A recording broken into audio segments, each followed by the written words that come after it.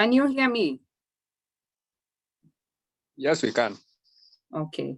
So as I had said before, we shall introduce ourselves, then we can begin. So we'll start with Catherine, Jovial, Beryl, Mercy. Nikifuatana hivyo, kindly.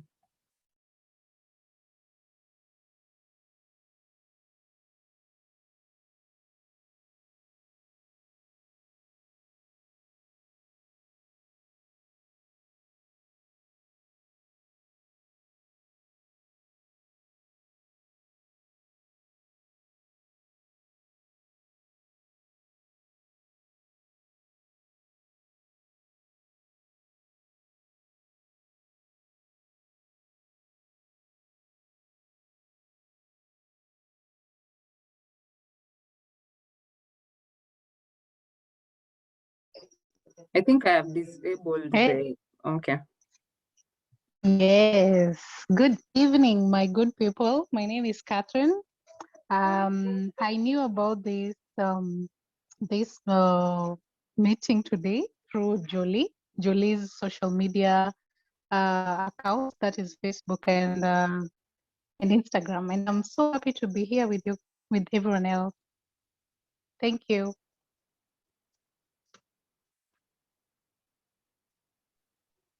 Mercy, Beryl, then Jovial.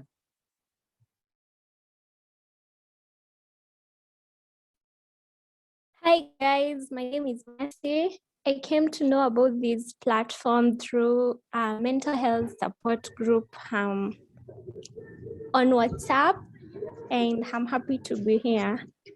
Thank you.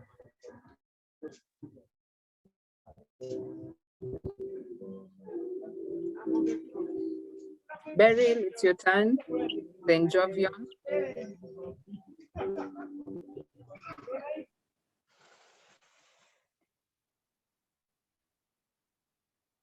Good evening. Good evening, all. Good evening. Yeah, my name's Janet Aka Jovio. I'm happy to be among your group today. I came across this meeting of today through a mental health group, and I to watch and to be with you and to learn from you. May we have all a nice evening. Thank you. Beryl. Good evening. My name is Beryl, and I learned about this Zoom session through a mental health platform on WhatsApp. I am so glad to be here. Thank you. Mercy, and then Priska.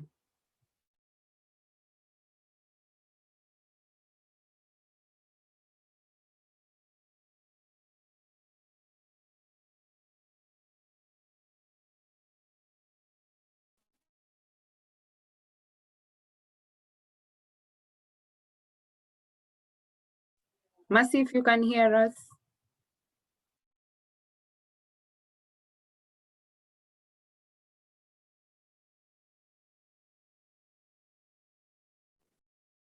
I have already introduced myself.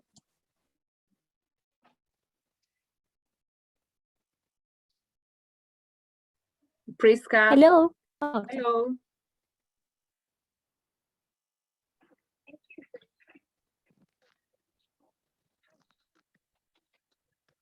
Priska. Hi, good evening, everyone. My name is Priska Bichage. I came to learn about this platform in a mentorship WhatsApp group where Jolie is a member, and I'm happy to be here. And I'm looking forward to learning a lot about mental health this evening.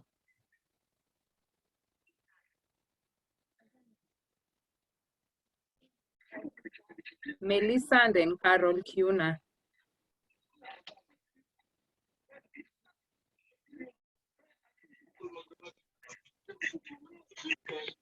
Carol, you can go first.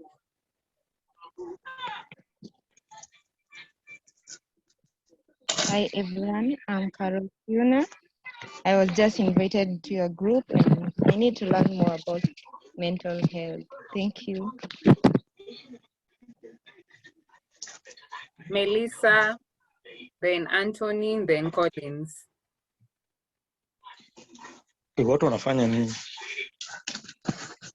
Najiintroduce na unasema ulijuaje kuhusu hii meeting. Sawa. Collins Mugani. Oh, sorry. Cheki mimi nimeambiwa.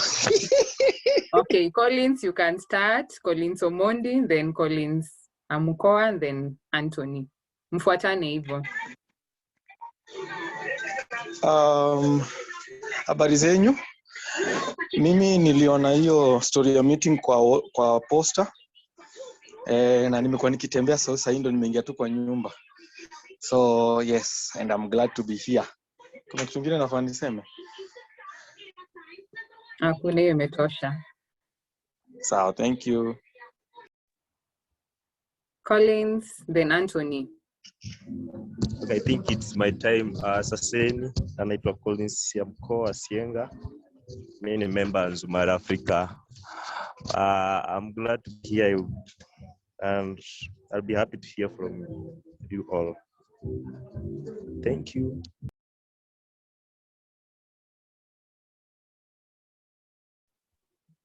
Hey, good evening. Good evening. My name is Anthony Zangiri. I'm here about this meeting in a group where I'm a member also in Nzumari Africa. I'm glad to be here. Welcome. Who else has not introduced themselves? Ochieng and Melissa, if you can hear us, you introduce yourself by saying your name and how you heard about this meeting.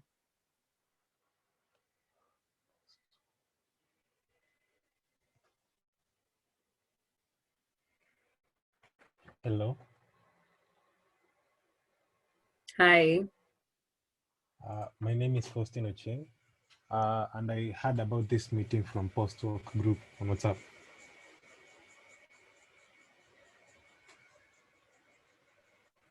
Welcome. Melissa.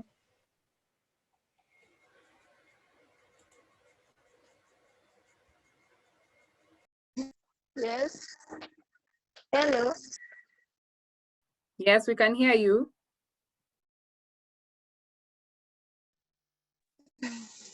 Okay, my name is Melissa.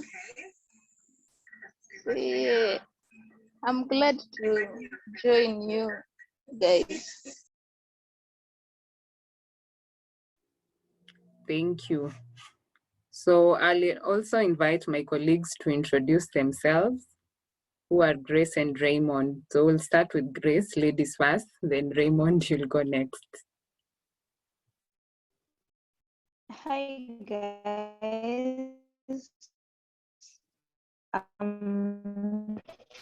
I hope Grace, I think you have an issue with your network. Grace, you have an issue with your network. My name is Grace Kasiva. I work in and now. Hello. Hello. Breaking. Your network has an issue. It's dragging. Can you hear me now? Yes, now we can hear you.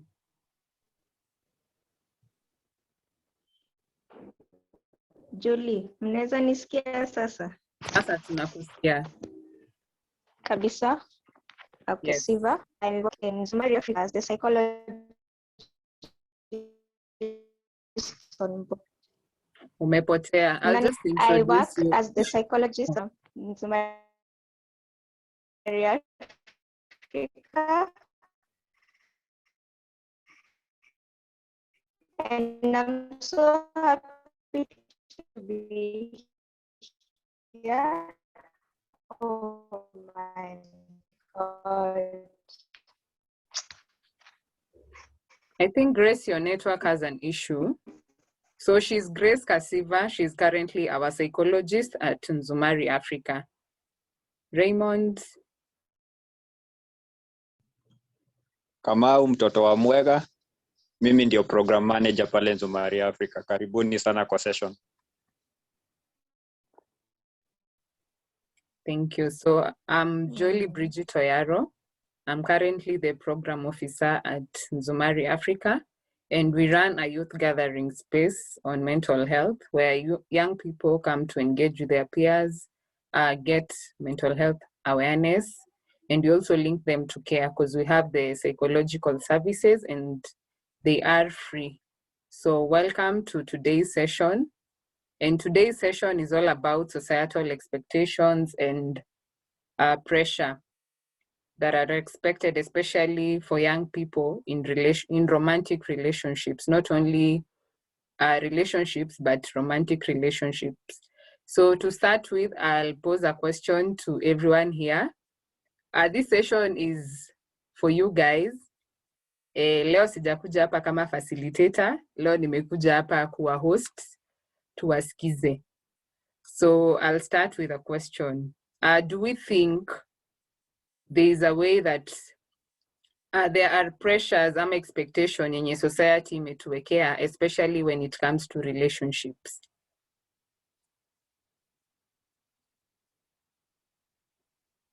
Do we think there are pressures ama kuna standards flani ama expectations zenye society imetuwekea, especially when it comes to relationships?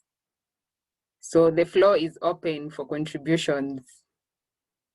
Na ukisema yes, unatuambia kwa nini. Ukisema no, unatuambia kwa nini.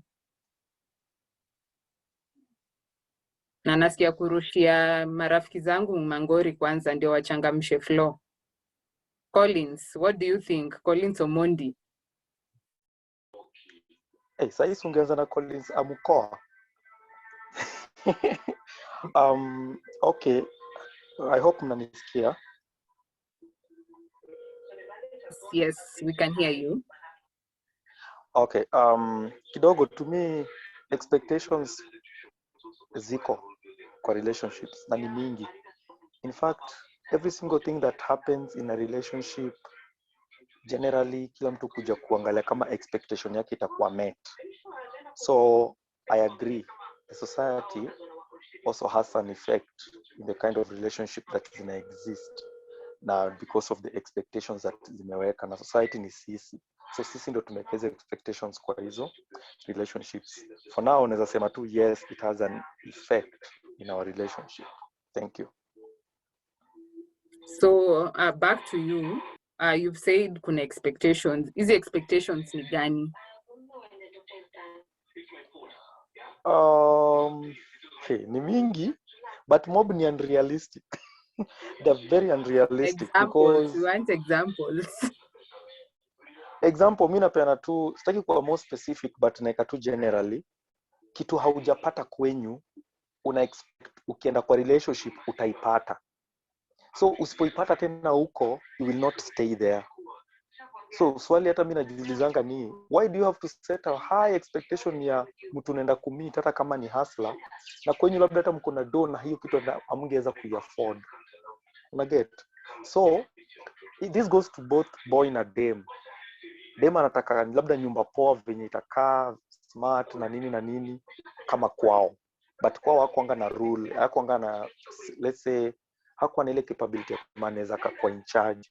But sasa kienda kupata na uchali wanataka kukuwa in a relationship, at expect venye kwao kulikuwa either kwa higher than that or closer to that or that way, hataki lesser than that. So if it goes lesser than that, ata feel expectations zake haziko met, hayuko ready kuanzisha life ingine different. So that's why nasema ni unrealistic. Unataka kukuja kwa relationship, unataka TV ya 55 inch jukoni mlikuwa nayo na ujaangalia capability yangu. So nasema expectations ya society ni huyo mtu mmoja mwenye amekuja kwa relationship, yeye anafanya inakuwa more inakuwa na negative effects. Sorry. Thank you, Collins. Raymond, I can see your hand up.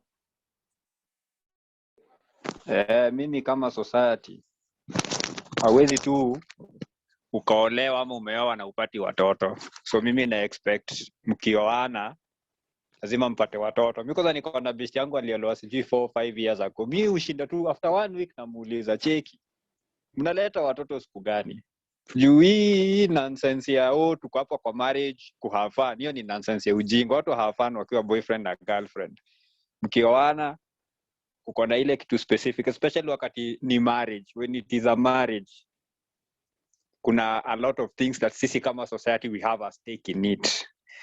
Okay, ya pili kuko na issue ya kulipa dowry. So huwezi tu chukua msichana wenyewe na hujaenda kutimiza zile itikadi. Na watu wanasema dowry ni wrong.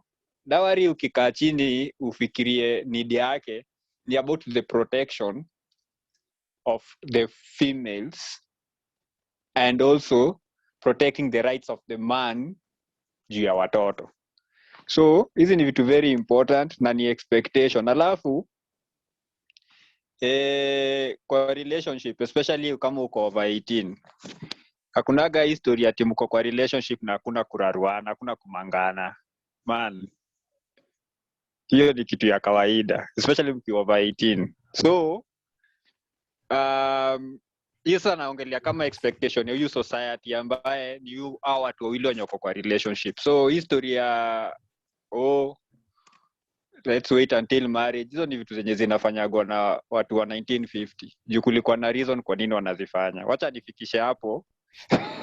Unaona, naweza nikasema kila kitu, watu wakose vitu za kusema. Asanteni. So umeongelea kitu important sana na nilikuwa nataka like a feedback on that. Is it a societal expectation ama ni pressure ya society that once you hit 18 and over and you're in a relationship, lazima have sex kwa relationship yenu? Alafu pia na hii issue ya getting kids while in marriage. Because at times as society tunakwanga tumekea watu wameoana pressure ya kuget watoi, but at times when you ufanye background checkup, you might find they maybe wametafuta watoto but hawapati. There's an underlying issue behind. Aside from just having fun, there's an underlying issue. I can throw an example of Kambua. Most people walikuwa so used kumwingilia sana, wajapata mtoto, but once she talked about her story, you realize there was an issue with her reproductive, like kupata watoi, kulikuwa na issue ya fertility and everything else. So what do we say about that? Number 1, wewe jua tunataka mtoto. Hiyo ni kitu ya kwanza. Sawa? So usinyamaze ukiwa na issues. Tuko na a lot of in the heydays in my community. Ulikuwa wewe kama ni dem na huwezi pata mtoto, unaenda unaleta dem mwingine kwa hiyo nyumba, mnaolewa wawili, mnapata watoto. Kama ni haezi patiana watoto, kuna kwa na arrangement, either brother ama first cousin anakuja, mnapata watoto. Ninakuwa a family secret. Why? Kwa sababu you still need the family legacy kuendelea. So watoto, the essence of marriage ni watoto. Mimi sijui watu wanafanyaga nini kwa marriage bila watoto. That's why unaona hata divorce rate ziko juu hivi juu. You can only have so much fun. Anyway, tuende kwa issue ya sex. Sex is an expectation, same in a society, but sisi ni part of society, the men and the women within the relationships. Men get into relationships for sex. So utadanganya, utambo vile wewe ni msupu, vile wewe ni soulmate, hizo vitu zingine zote, but at the end of the day, ile kitu ya maana pale ni sex. Simaanishi ako pale for sex only. Watu wanapenda kutwist maneno za watu. Nimesema it's one of the expectations wakati uko kwa hizi relationships. You can have an understanding na whoever uko kwa relationship now. Kwa sababu dem akiwa kwa relationship na Charlie, kuna vitu ana expect. Utasikia nimekwama nitumie fare. Sina credo nitumie credo. So unless mnasema okay, I'm not going to give you sex, but I'm not also going to ask you for anything. So inakuwa like Charlie atapeana fare na hizi vitu zingine juu yana expect at the end of the day atakuja pia akague hiyo territory na kanamna gani. I hope answer your questions. Yes, you have. Na sijui kama kuna any feedback from the ladies wenye wako hapa, your thoughts ama reaction to what our brothers have raised.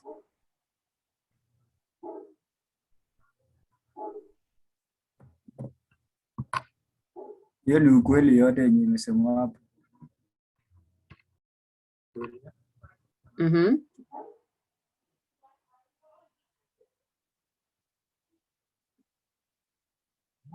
Edwin, umesema tu ni ukweli ukaachia hapo. Sawa. Anthony, naona mkono yako iko juu. Habari zenyu? Naungana na Kamau vile amesema. Sawa. Habari zenyu? Okay, maybe if I can add something. My expectations when I go into a relationship, I expect you not to compare me with other men. Because I am me. Unajua unakonga ile tabia unaingia in a relationship. Mtu wako labda ameenda kwa mademu wengine venye machali wao anafanya. Na naona wewe umfanyii. So anaanza kuja kuambia, "Ai, wewe bana, niaje? Mbona unifanyike nani unifanyie? Pia mimi nitakufanyia hivi." So the thing is, do not compare me with other men. Allow me to express myself the way I am. Maybe I have a special way of showing you that love. Si lazima nifanye venye nani anafanya. Yeah, thank you. Wow, thank you so much, Anthony. Of course, I can attest to that. In most relationships, people likely compare na watu wengine. For example, utapata kuna wale watakucompare na ma-ex wao, ama ex wake venye alikuwa, ama aone chali ya beste yake anamfanyianga hivi na wewe umfanyii. So I think there's that pressure of wanting things to be done to you kulingana na venye wengine wamefanyiwa. And I also agree that love languages za watu ni different. So I think you know your person better, alafu zingine mtaongea. And another question, do we think that money has power in relationships?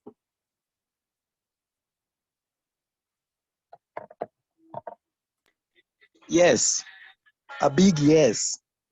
And does it speak volumes, especially when it comes to relationships? Manze, this is what I would say about issues of money. You expect your partner to pay for basically everything. And hii kitu inakuanga, hii mimi naongea kama mwanaume. It is so natural. I don't know kama ni natural ama ni tradition, because there's a difference between norms and traditions. Tumepanda tu gari, tunaenda tao. Naturally tu, it is so, it's so given. Unapata mwanaume yanatoa do analipa fare. Just try to ask wewe leo ulipe fare. If it's an issue. And the other way around, umsaizi jitolea tu naturally tu alipe. Next, itakuwa na kaishu. Why? Because of traditions. These societal beliefs that boy anawezaje enda na mimi out alafu mimi ndiye nataka ni sort vitu zingine. Naje kama hiyo pesa ilianguka ukipanda gari na hauna fare na mko hapo ndani kwa gari hadi mmefika mnaenda. Again, naweza nikasema kuna kitu watu na younger in terms of money that may and wonder kwani udem alikuja kwa hii kitu tu because of issues of money. Unaona, boy attack feel encouraged to do things to fend for your needs ukimotivate in a relationship. Na motivation iko in different ways. Hizo tu kusema tu kitu kama asante na shukuru hata kakadogo is better. Ingine kama wamesema nataki kurudia juu alisema refu nitarudia alafu iko another 30 minutes talk. Hiyo pia it's another way of motivation. But wewe unataka wewe upatiwe but wewe you don't give back. It don't that my cousin anasema. So natural what I'm saying ni issues of money. In fact ndio kitu ya kwanza inaletanga issues because expectation ni my unlimited needs fantasy needs wants, my unlimited wants, will be covered by this guy whom I assume has unlimited amount of money, which is an assumption. Ujui mali natoa hata do, but wewe unajua tu lazima nitakulipa kubaya kitu. I'll give you this. Who gives me that question? Who gives me this there? Collins, tumepoteza the last few statements zenye umesema ukimalizia.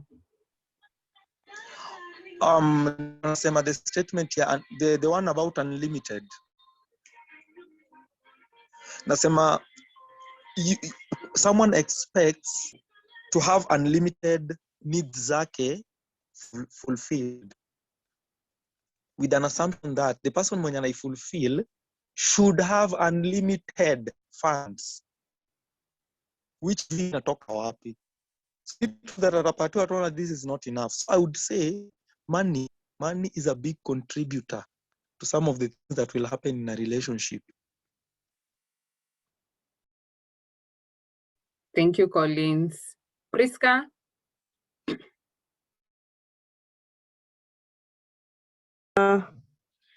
Hi, Saseni.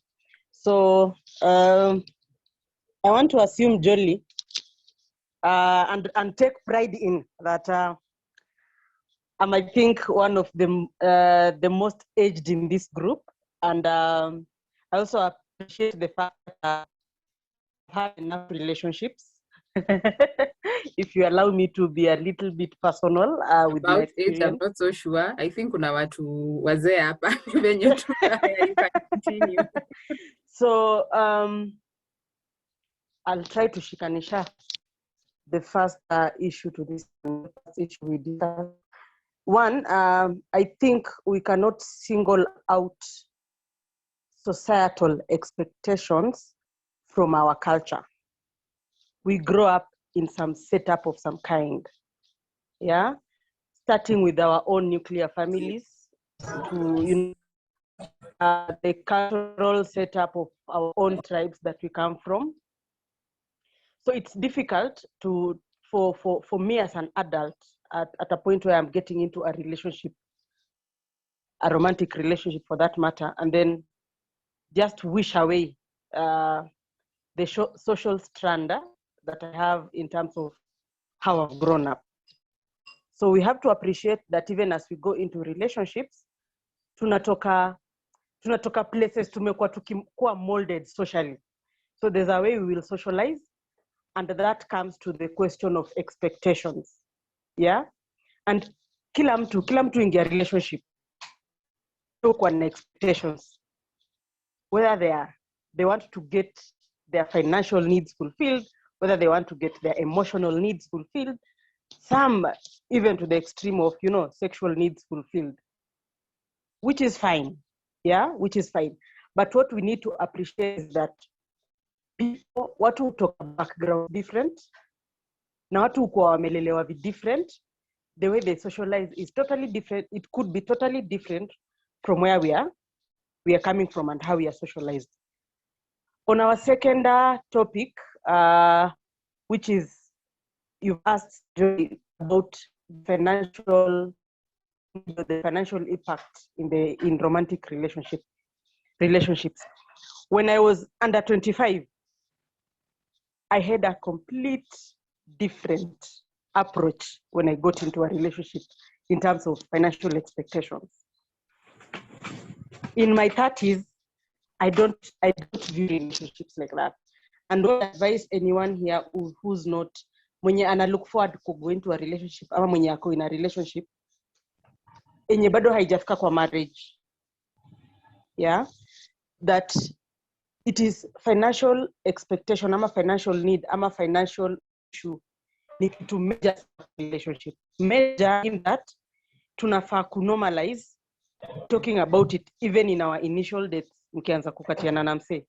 Talk about it, because naturally, what will get into it with a different view. Unaelewa? So, tunajema anajua, the way some again raised, anajua, it's a man it's a man to, you know, to take care of me. But some of us have seen our mothers and our fathers hustling in equal measure, and, you know, wanaweka resources pamoja na wanawa raise. So for some ladies, it is not an issue, you know, to have a 50-50 balance in a relationship. Mimi at my age right now, if I kama nita suggest date kwa Charlie, I don't mind paying.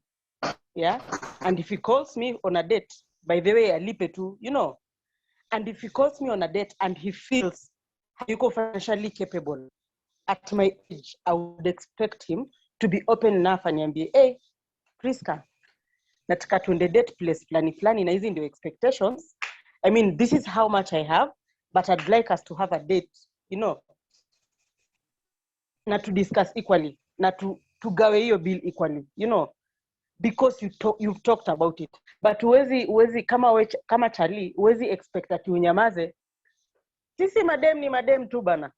Ukinyamaza hata mimi nita ride na hiyo vibe. Uwezi expect ati umenyamaza na mimi ni assume hauna do. Ama ni assume langusha do. Ama ni assume hujapata salo. I will expect you to take care of me as your lady, you know.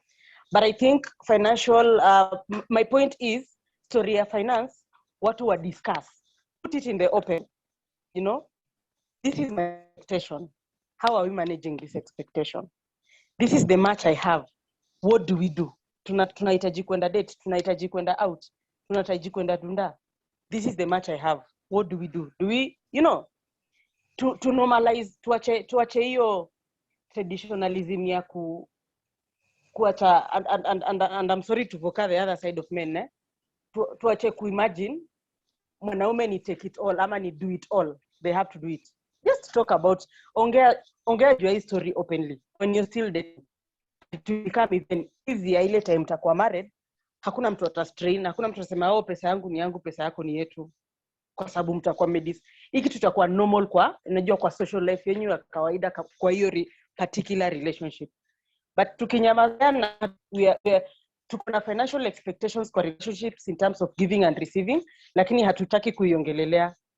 Tunataka kudiscuss other issues, but tuweke hiyo issue pending, na ni issue kubwa sana, then it will not work. Because if you read the social books, the number one divorce rate hata si infidelity, ni financial miscommunication. Yeah? Mtu ana dose leo, unaamka kesho unasikia kumbe wife yako ako na mamilion kadhaa na bado wewe mna contributing hapa, wewe ndio unalipa rent, una buy food, una take out, you know, because watu hawa communicate, watu wamejinyamazia. So watu wameenda na hiyo mistrust ya finance. Hii topic atuongelelei, kila mtu atafute pesa yake, but tukinormalize kuongelelea hii story when we are still early in a relationship, then it becomes a norm. It will not be difficult for a man to say, mazee, ndio ningependa hii fanyike, but enyewe sina pesa. Sawa, thanks. I think I'm talking so much. I'm a researcher. I can talk forever and forever. For any contribution, if anything comes up, thanks, Jolie. Thanks, everyone. Thanks, Priska, for that. For the feedback. Naona mikono ziko juu, but before we go to the raised hands, tutapitia some comments kwa chat box, then Raymond utaongea after. So hapa Collins anasema relationships tend to prosper when both people maintain a level of independence within their own individual lives. And I think Priska has shared the same thing. When we learn to communicate issues, especially the finances, how each and everyone feels, it will become a bit easier huko mbeleni. And then Raymond responds, true, however, there should be an interdependency. Of course, comparisons hubosana. Then there's also unalipa fare na ulikuwa umeomba pesa ya fare na ukafeana. There's that issue of sending ladies fare to come visit you. Then sometimes they don't appreciate it. Then Carol says men were created to provide. So hiyo haifai kukua issue. Okay, I think we shall have some feedback towards that. Then there's a question on why is sexual needs extreme, lakini financial, it is just a need. I think that's also a good question that we shall react to it. And then Melissa says, Grace, since people are from different background, we should just understand ama. And if yes, what if partner wako amekuzoea juu, unamwelewa, so I make any effort? I think what Melissa is trying to say is that we have those partners who might be going through an issue, but they don't tell you. Ama at times, unapata kuna wale partners wenye, of course, maybe they don't have a job, but they don't try to make any effort to look for a job. And in this context, I think by partner, they mean a male partner, definitely, because we've been raised up, we've been socialized, most of us, that men should be the wholesome providers. Then Colin says, and by the way, you can't expect men to have unlimited funds and unlimited available time to spend with you. So either, kulingana venye Collins anasema, when you have more money, you spend less time with your partner, but kama pesa ni kidogo and have pay enough time ya kuspend nawe, because for them to get so much money means they have to work much extra time to be able to get that money. So yes, Raymond, ulikuwa umeinua mkono. Niko hapo kwa hiyo story ya sex kukuwa classified kama extreme. Hapo ndio mahali niko. Because venye imesema, it's like finance ilikuja ya kwanza. Of course, there's financial expectation, but on the extreme, there's also sexual expectation. I mean, kwa nini zisiweko on the same level? Because the way ladies view sex is the way men view money, like the same emotional attachment. If you don't want to give the cat, then I mean the cat and the money and the pocket should be put at the same level. Okay, hiyo nataka clarify why ladies have that feeling about providing the nyau. Now, two, man, historia, women can provide. There is idealistic, yes, they can. Hakuna mtu amesema they can't, but are they willing to? That is the big question. If I say Kamau can be president, of course I can, but am I able to? Am I willing to? That is the big question. Are women willing to contribute financially? And si contribute tu peke yake, ikuwe contributed mahali penye hautanikumbusha, hata unalia na hizo socks umevaa ndio nilikununulia, hata ndio nakulipiaga fare. The same way that men, when they contribute, utaona mwanaume amelisha huyu dem for years, huyu wife for years, wamefanya things, but he one time huyu dem alikuwa shilingi 2 haitawahi sahaulika kwa hiyo nyumba. So the question is, yes, women have the ability to contribute, but are they willing? Also, now let me also bring this other issue here to ambieni. Women always claim to want to build what is going on. However, when you say something, it will be used against you in future. So utasema, yes, I am niko broke, na nataka unisaidia hapa na hapa. Utasema hizo mara 2-3. Utasikia kwani unakuwa tu broke kila siku. Kwani huwezi jipanga? So let's be realistic. Let us not be idealistic. Yes, there is the ideal world that we want. However, can we be real to say, okay, women, we can provide, but are we willing to? So that when you get into a relationship, uko unajua, unaambia tu totally clearly, mimi honestly, wacha tu nikuambie, niko job, but first hutawahi iona. Anytime nikido ujue, mwanaume ako anajua hii gari nitawezana ama sitawezana. Si ukae hapo ukiambia Charlie, oh, we can do everything, si tuko pamoja because of love, but every shilling unatoa ni kama inakuwa imerekodiwa mahali, ni kama kwa sako una withdraw, lazima utashinda ukidaiwa, oh, we ile 50 nilikupea iko wapi? So kuna hizo expectation, alafu kuna mtu amesema machali wako expected to provide. Yes, hiyo tuna understand, but now the big question is, mademu ko expected kufanya nini? Na wakati machali wanasema tuna expect nyinyi mtupatie sex, why is that such a big deal? Na nimemalizia hapo, asante. Okay, before comment, niliona Priska alikuwa ameinua mkono.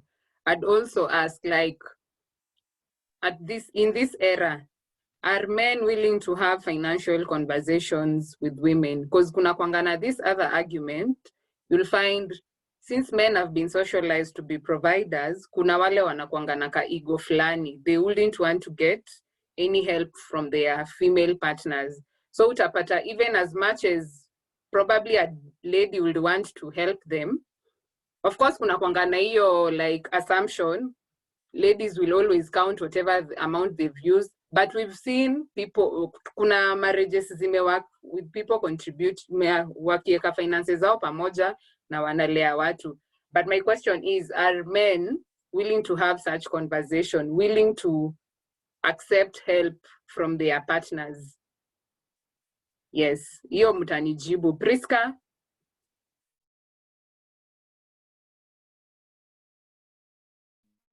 Julie na Washu wanaweza ongea? Nimekutaja hata. Who was speaking? Was it Raymond? Yeah. Yes, it was I. Yeah. If I can directly respond to your sentiment. The first thing was why I mentioned that sexual expectation is extreme. I would say that from a personal view of it, that to me, I think I can give money to even the person, people that we meet and we don't know, we just give that money. And in a relationship, especially if it's not at marriage stage, ni choice kutumia pesa yako ama kupeana pesa yako. You know, it's not a must. Same way, unajua, the moment, to me, how I view sex is the moment that I decide to go down with someone, I have given my everything. So there's some extra, it's like more spiritual than physical. Pesa Raymond bana, tunaweza amka leo tuko nayo, kesho tunaamka tuna do. Kesho unaamka unakutana na mtu hapo unatoa 10 bob unampatia anidi pa hapo. Sex is something so intimate. I think maybe it's the English, but that is why I classified it as an extreme need. So the moment you decide to, you don't really meet any girl at the road and have sex with them. You have to be careful. By the time you go down with them, ni kitu umeamua na umejipa.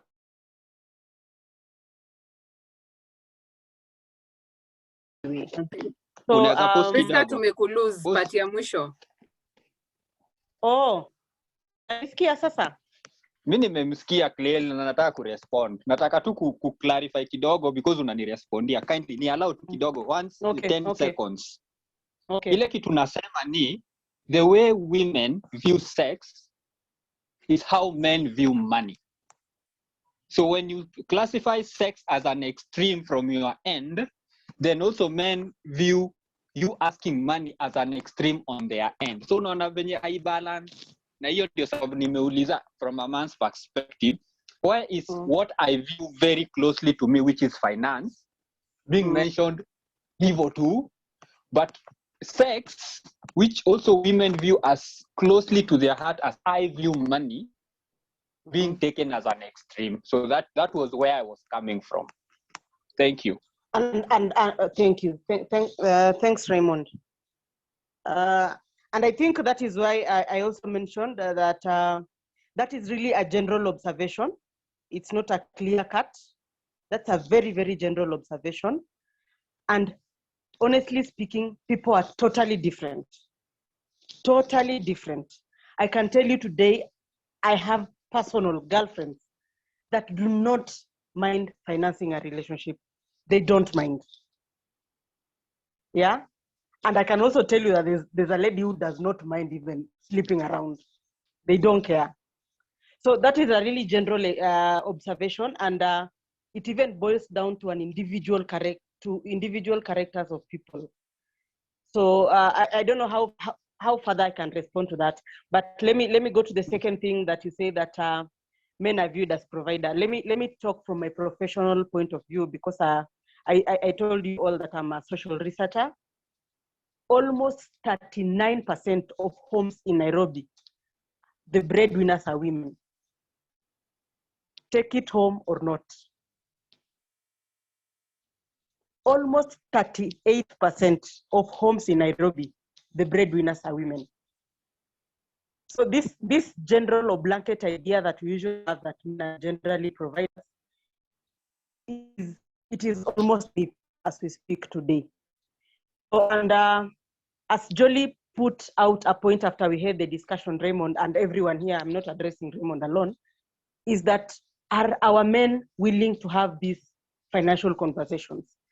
Because with all equity and equality and all the voice for women that is all over, we are seeing today that even the woman is empowered enough to go for the financial resource. Some banks are giving discounted loan rates to women better than men. So it is time that we as this generation today, tukae chini tuongee about financial issues. Because if we don't, look at the young girls driving cars on our roads today. Look at the young girls acquiring homes. Look at the young girls having 2-3 hustles apart from their main jobs. The worrying thing that will happen in the near future is that we'll have empowered women and we'll have men that cannot handle these empowered women. So we take it home or not, we need to generation nafaa kukaa chini, kaa chini na demu yako, ongea about those financial aid. Ka hauna do. If you are doing something to make your money, you're doing something. And if you have that money and I have that money as a lady, what are we doing? It's not a matter of, am I willing? Talk about it. Iongelele. Ule mse anakufeel atakufeel na mta have a sober discussion. Ule mse akufeel, by the way, mse kama ameshikana rasa, achana naye, get another lady who you can make sense with, because najua mademu wengi wenye wanaweza make sense at a table. So you don't have to tie yourself to someone. Priska, niko na swali. Raymond bado hapa. Kama researcher, when umesema una almost break 39%. Raymond, una break. Sai? Uko sawa? Umesema researcher almost 39% ya household in Nairobi zina women providers.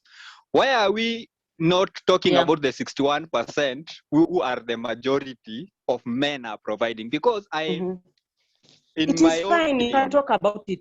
In my own opinion, is that most of the time people talk about what is the norm. And 38% cannot be the norm when there is 61%. That's why there's a majority rule, but they might have it. I'm not saying that we are not appreciating the 38%, which is it's not a matter of appreciation, Raymond. It is a matter of it is a figure. Sijamaliza hii point. Yes, it is a figure, it is a fact. However, when you talk about this 38%, it is always good to say, you know what, yes, 38%, okay, mademu 38% wanafanya. 61%, and this I'm talking about when umesema it is a myth. It cannot be a myth if even research inasema 61% of men are providing. So that means they are the norm. That is the norm. When it comes to, even if it was just 50.01, that makes it a majority, or 51% makes it a majority. Meaning it cannot be classified as a myth if already research imesema 51% of men they wanna provide. Because until let's itafika 50-50 ama shift to women now being the majority, then now it becomes a myth when people say men are the providers. So I get where I'm coming from. It's about the language and the communication. Exactly. I'm coming from a point of view where we have tradition. About 3-4 years ago, it was less than 18%. So I'm coming from that point. That is why I'm in this discussion. And I'm coming from a point of which people usually think that women do not provide. I appreciate men provide. I'm not disputing the 61% or the 62%. I'm not ignoring that fact. I'm ignoring the myth that there's a totality of men providing and women not doing anything about it. And I'm also worried about this 38% because in the next few years, it is going to be 50, 60, 70%. And in any case, it is wrong to have an imbalance in the society, even economically. You get? So tunafaa ku appreciate fact that it is time in the romantic relationships where we are discussing today. People need to sit down and talk about what wanafaa kaa chini waongea about finances. Because if we don't talk about it, we will continue having these imbalances. Tutaendelea kukuwa na broken marriages ama broken relationships, na society ita crumble vibaya sana. Because if kama hatuna family, hatuna basic unit of society, someone is laughing at my comment. Ni comment nimesoma ya Kolo yenye inalibamba. Pole sikuwa nimemute. Ukienda hapo kwa chat utaona mahali anaongea about Sawa. So let me finish my point. So I think it is high time, team, that tukuwe na hiyo table ya kudiscuss finances and every other need anyway. It is high time we have that table as men and women and discuss about it openly. Back to you, Jolie. Thank you. Anyway, hii chat ya finances haitawaisha. I think we can just move on. But one thing I'd say, of course, there are women who provide. I think hata Priska venye amesema alikuwa anataka kutoa that notion yenye hakuna wanawake wana provide. But we have women who are providing. Of course, majority who provide ni men. Hatujakata. So something else, does education have some pressure expectations in relationships? Like for example, kama mimi sahi, let me use my example. I'm doing masters. Is it okay kulingana na society mtu mwenye ako na diploma akuja nikatie? Tunaiona aje?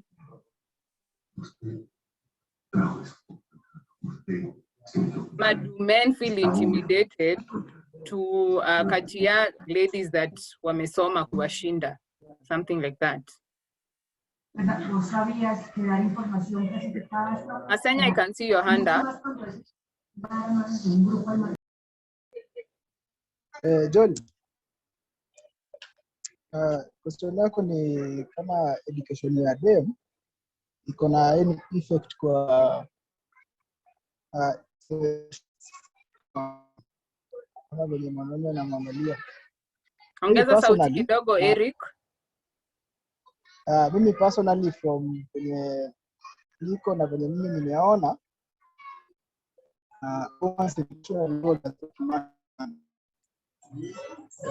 the only things that matter ni basic what do you call it? Hizi vitu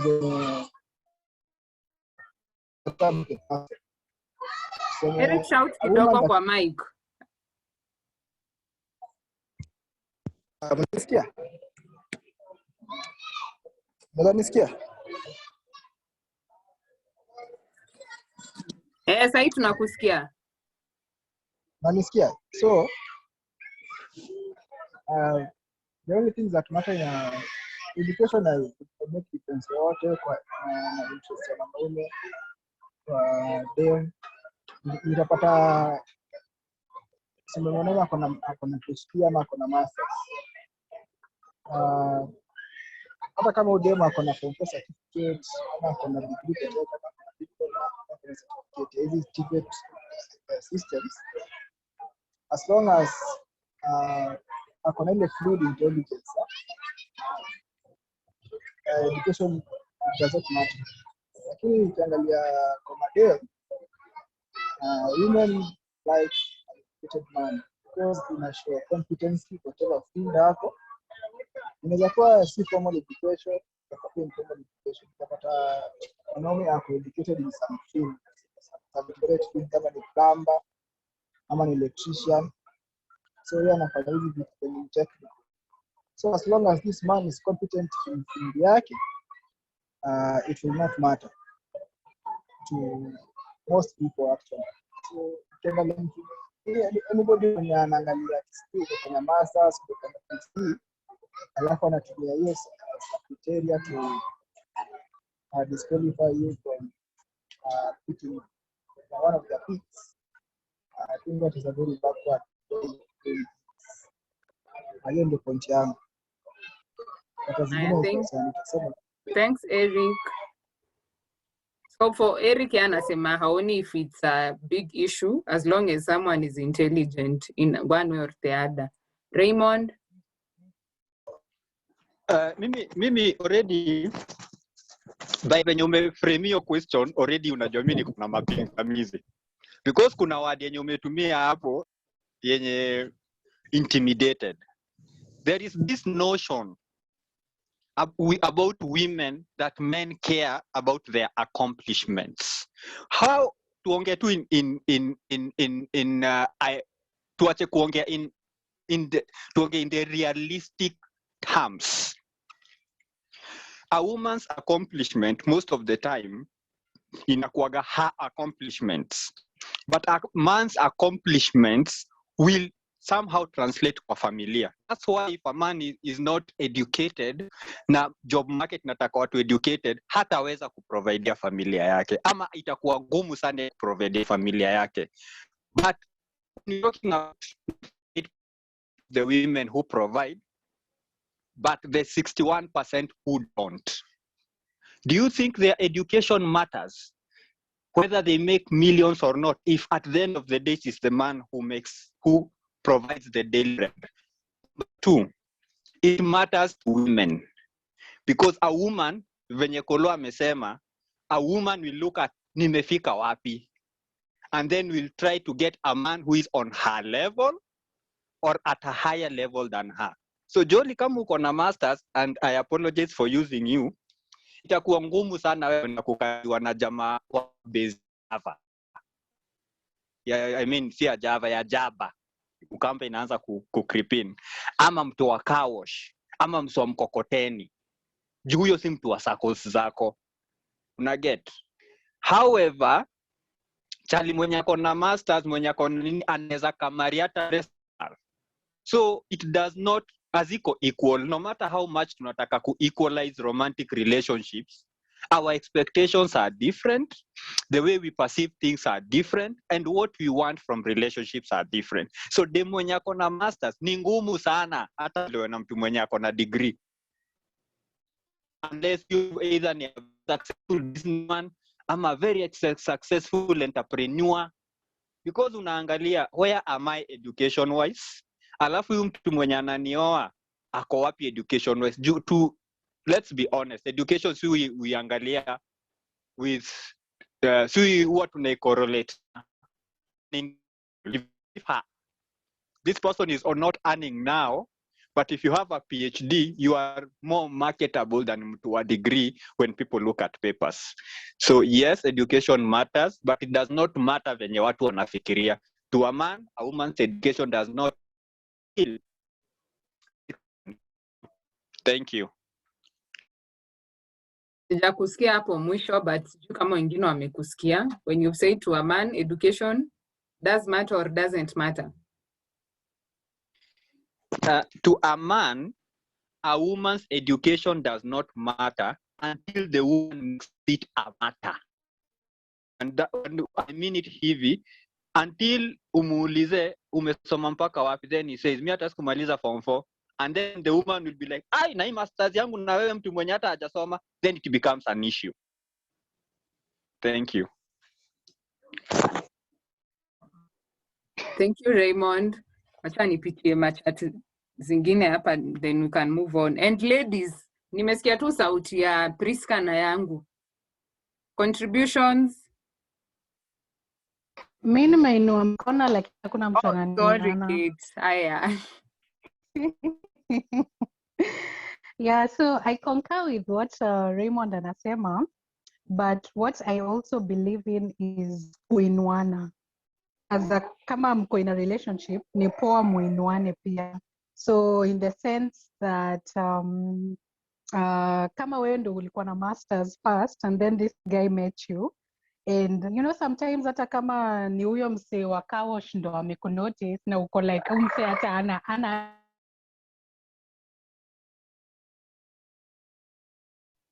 Kate umelost. hata sativa alone.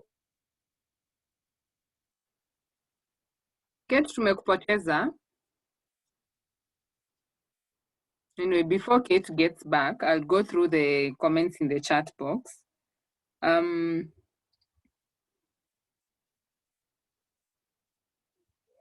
Hizo tumesha handle. So Or there was that issue of the biggest part a lady plays kwa maisha ya boy ni sex. And then Hasenya came and said, both people in a relationship benefit from sex. It is a basic expectation. There are bigger things in relationship. Then Raymond responded, men will provide, women will provide sex. I think, is it Tulisha handle? Okay. So there was this question, reaction from Kolo. Men's mistake is not always loving you. It's the expectation women have. Why do women then rush to children officers and courts wakisema their men should provide for watoto during separation? Let's be realistic. Dem akona diploma hawezi kubali kukatiwa na boy wa car wash. There was like, hiyo ni generalization. There are people, kuna watu wamesoma and they can't provide. So there was a reaction to that. To me, education level matters a lot to a man. You can't be uneducated na you marry a lady who is a lawyer. My friend, utakaliwa hadi you left. Then someone said, women are hyper, hey, hiyo word. Mutaniambia ni nini, hiyo sijui. Then Anthony asked, Joel, let me ask you, when it reaches a time when he's not able to provide as much as you want, will you be okay with that? My response was, that's why it's important to have money as a lady, so that when the man cannot, you can chip in. Then Hasenya responded to Raymond, a woman educational level doesn't matter to a man, and women almost always marry up or across the social circle. Rarely do they get together with men lower than themselves. And I like the fact that you've used rarely, because we have those who get engaged to men who are not of their when you're just kama or something like that. Then Anthony asked, how long, Jolie, will you be patient enough to vumilia that? Collins, if a lady akiwa na do, trust me on this, they will prefer cohabiting with friends ama singlehood. Okay. Collins, unaweza tuambia ulikuwa unasema nini hapo? Hapo kwa singlehood na cohabiting. Yes. It is ni kitu inaonekana realistically. And that is the word I'm using kwa sababu Raymond alitaja pale mbele. Dem akiwa na do, priority yake huwa ina change. Cohabiting means there's a circle yenye atakuwa nayo, yenye atakuwa na move now every now and then. And in line with that, utapata sasa yeye ana prefer kukuwa na hii singlehood because of the expectations zenye yeye mwenyewe pia amejiwekea. Let me travel the world. Let me, I don't know, go where, do what. Like, this is my life. But life yake na kuinclude mtu mwingine kwa hiyo circle ambaye ni mwanaume, aweze pia kumsaidia wakati atakuwa broke, that's a no. If all knew that men in future wangekuwa broke, hakuna dem angekuwa naolewa. That is kwa madem wako na do.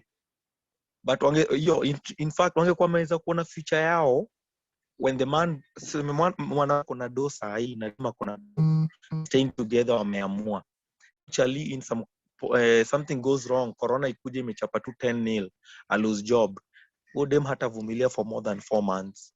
Yeye na provide kila kitu. But ameforce kitu kwa wane, sikudanganyi, dem hangeoa. So I'm just saying they would prefer singlehood, wacha nikivi venye niko, rather than live with this man and then akisota seme atamsaidia juu atamwatakiwa amehang. I've seen a lot of things happen to even artists hapa nje wakati corona ili happen na nini. Wengi wamerukwa. Mi napenda kutumia tu example ya mtu kama Daddy Owen. Daddy Owen alichapa tu chini. What happened to the lady? Alienda kapata tycoon mwingine, a good money. The guy is just there. That is the general thing na whatever I saw reflects right now. So that was my point.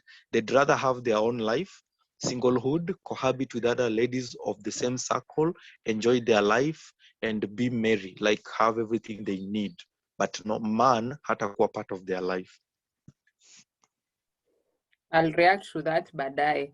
Kate, you were saying something before upote. Okay, sorry. I was trying to say for me, I believe as long as, okay, you can have your masters, your man can the one that's dating, have a diploma. But for me, I believe in kuinuana. If you feel like probably that you're in that relationship and the man has diploma, now he's not looking like he's ambitious, then there's no need of you two being together, because definitely you with your masters you'd want you'd want your man to get to that level. Na kama haja get to that level, you'd want to move on to someone who's in the circles zenye uko ama in that level yenye umefika. But ideally for me, I feel like you should not push anyone away just because hana any education level ama hajafika education level yenye wewe umefika. Give him a chance. If he's if ni mtu ambitious and you're there to support him, not supporting financially, that is kama that man has ego.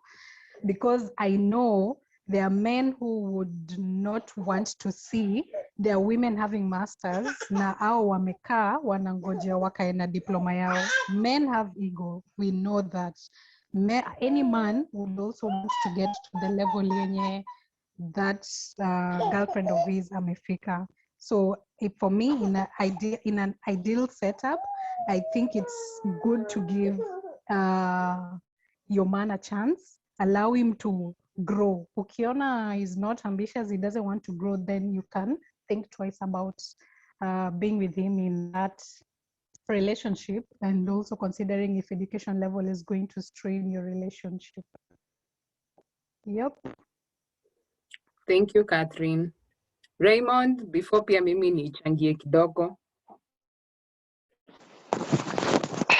Sasa hapa ndio mahali kizungumkuti inakujanga, kwa sababu ladies like to speak from both sides of the mouth, that I will get with someone who is lower than me as long as akona ambition.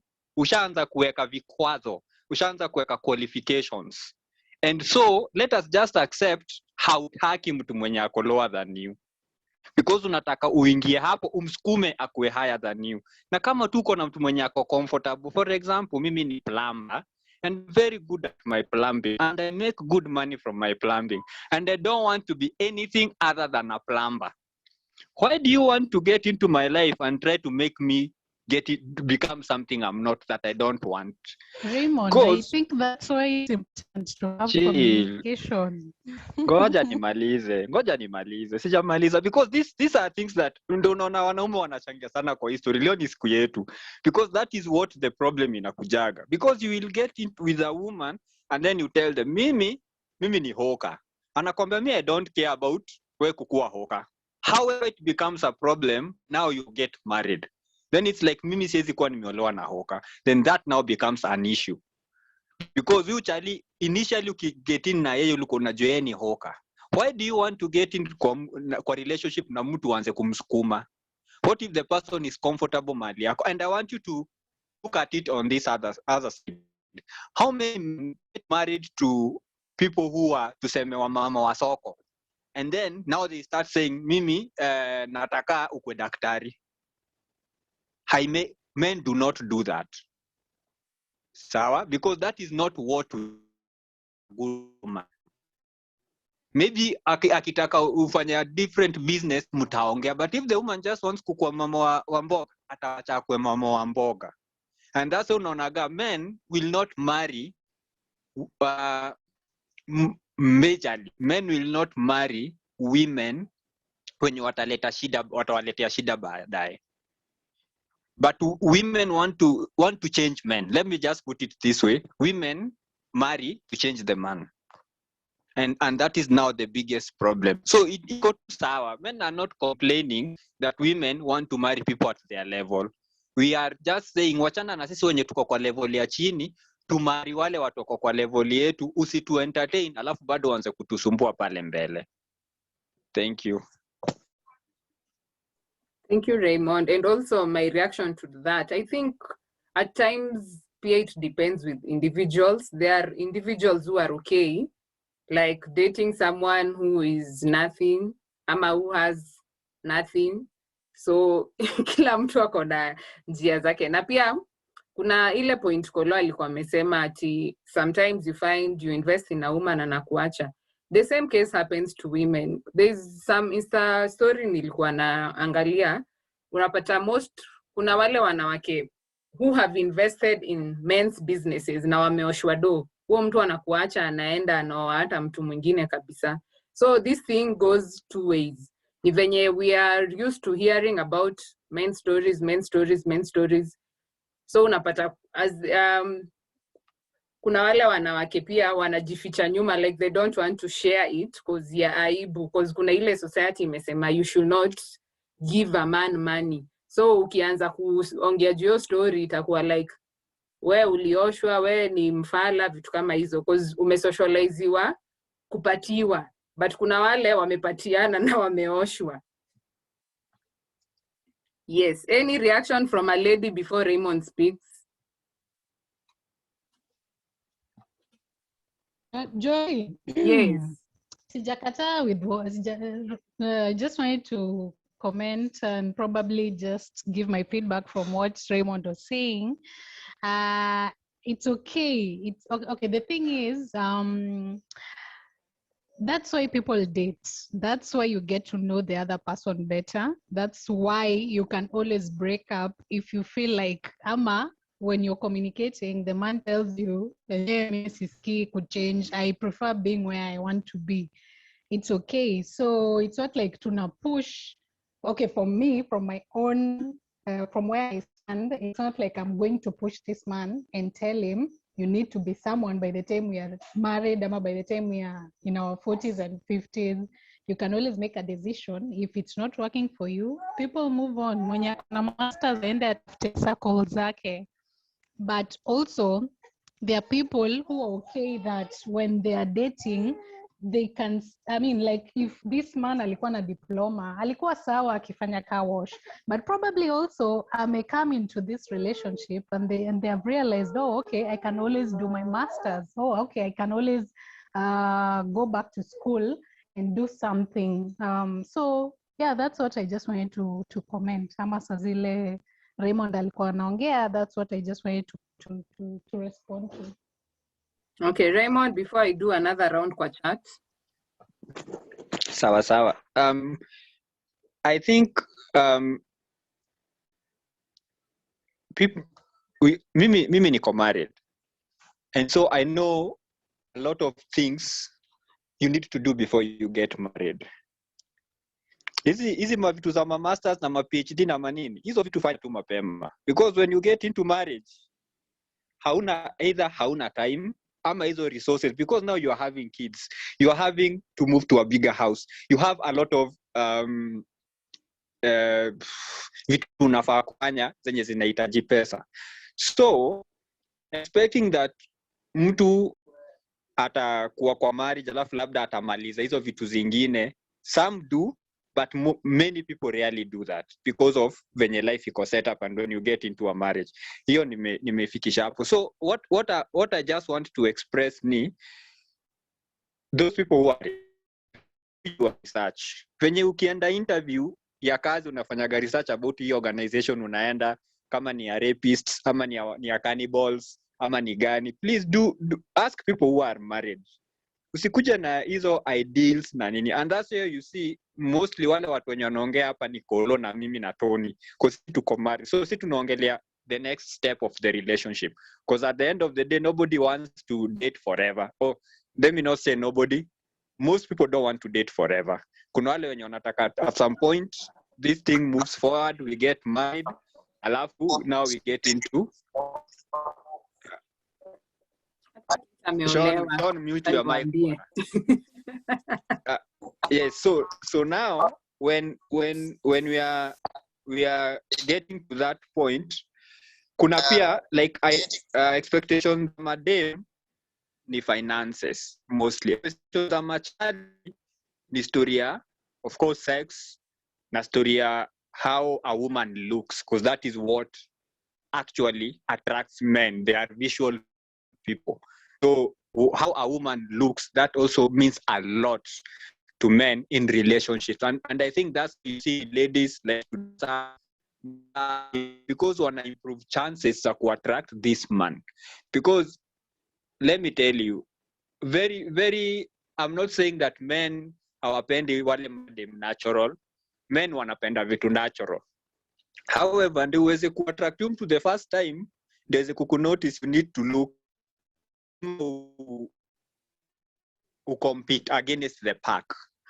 However, when now we get into now serious relationship, mahali penye sasa tuko married, mostly women get comfortable and let go.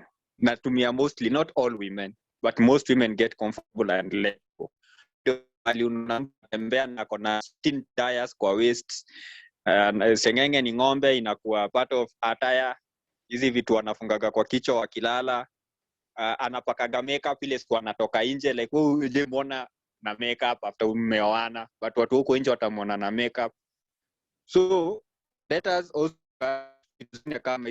another thing that pia inaletaga shida ni mabishano. See, there is a way you can have a discussion. There's a difference between a discussion and an argument. Men don't like arguments or arguing with their women. We like arguing with men because tunajua tukishindikana mali ni makonde itatembea. So when you start arguing with a man and a man knows that at the end of an argument kosa kusort tulikupigana, then inaleta issue, because now we are also being told that it is bad and wrong to hit women and to beat women. However, women are not being told it is wrong to argue with men. You can discuss, you can exchange ideas, you can challenge, but not argument. Asanteni. I'll do one round comments.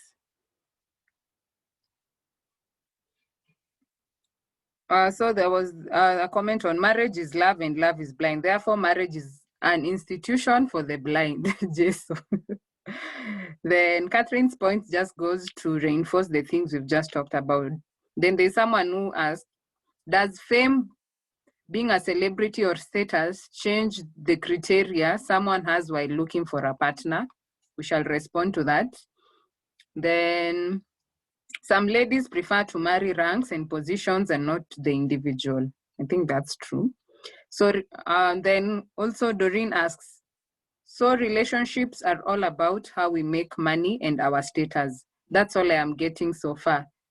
Then also Eric asks, I have a question. I don't know if it has been talked about yet. What are the physical expectations of men and women in a relationship? Is there parity or some kind of equality of expectation? Then Grace responds, that's a good point Raymond is raising. When getting into a relationship, both men and women should accept where their partner are at life, not expecting more. Then Raymond responded to Doreen and said, essentially, yes, when you get into a serious relationship, finance is a big factor. Then Eric, and another thing, a high educational level does not always translate into a good job. There are a lot of skilled individuals doing informal jobs and still making good bank. The job market is oversaturated. I agree with that. My take in any relationship, don't try change your partner, but rather find love in what your partner does. Kama napenda kuwatch ball, try to love it by watching with me kiasi, then change itaanza kukuja. If a woman loves cooking, the guy will try to love the cooking hata kama hatuko perfect, and slowly changes will be inevitable. So from the comments, we have 2 questions to respond to. Like, does fame or celebrity or status change the criteria in which someone is, in which a person looks for a life partner? And also, what are the physical expectations of men and women in a relationship? Is there parity or some kind of equality of expectation? Then third is on what Doreen asked on the issue of, sorry, where is it? I think the issue on sex and money, finances and money. Yes. So maybe I can respond on finances and sex. I think even from the Bible, marriage, people get into marriage for procreation, so definitely there's sex. Then provision in terms of providing for your family. You have to have finances to manage a family. I don't think kuna tu mtu mwenye anaweza lea familia bila pesa. So money is a factor when it comes to a relationship.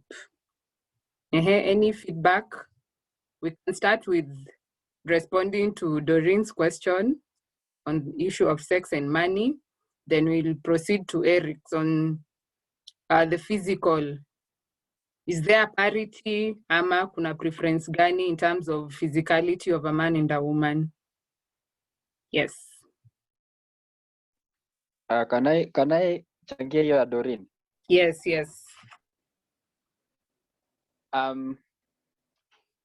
Love, I know mademu napenda sana story ya love. Hiyo ni ile kitu ilikuwa created nika feeling Kenya hakuna mtu anaweza explain. So tunataka kuongelea reality. Reality of the matter is huwezi penda mtu kama uko njaa. Huwezi penda mtu kama mnaishi kwa streets hamna nyumba. So lazima tutoke kwa idealism and fantasy. Reality of the matter is huyu mtu anaweza kupenda from here to the moon, but kama hizi kuprovidea basic needs utachoka, because love comes and goes. Now why do we say that? At your age, how many people have you fallen in love with ukafikiria they are your whole world, hauwezi ishi bila yeye, then right now you can't even stand them. It is a feeling and goes. However, tumbo yako bado ilianza kulisha siku ulizaliwa, bado unailisha, bado una need nyumba, bado una need kuvaa nguo. So finance ni lazima. What about issue ya status? Status sana sana inakuja wakati finance iko involved. That's why unaonaga moneyed people have a high status. Unaweza kuwa umesoma mpaka ukamaliza vitabu zote, but kama kuna mse mwenye anaendeshaga hii hanisaka na akona pesa like a nonsense, atakuwa anaitwa chairman. Wewe ukiwa tu hapo na hizo PhD zako, because money also brings issue ya status, inaletanga status because you can provide. So when easy feelings ni muhimu because you need attraction ndio muweze kupatana.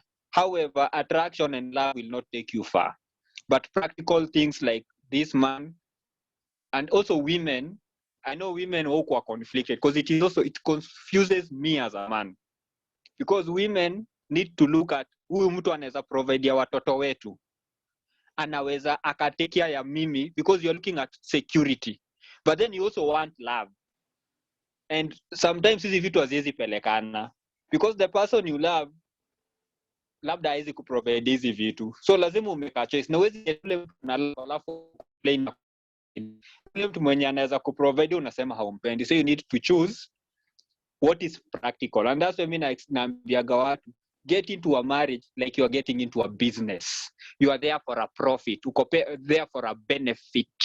So what benefit do you want? Nataka tu kuambiwa I love you, then watch nini Safaricom watakuitadia and you will feel happy. So subscribe to Safaricom and they will make you feel good.